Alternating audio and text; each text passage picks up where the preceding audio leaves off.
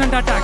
மக்களோட மக்களா, அவங்கள ஒருத்தனா, அவங்களுக்கான ஒருத்தனா, எப்பவும் மாறவே மாறாத அந்த குணத்தோட மனசோட களத்துல நிக்கிறது தான் எங்களோட நிரந்தர அரசியல் பாதை. ஒரு முடிவோட தான் வந்திருக்கேன். இனிமே நோ லுக்கிங் பேக்.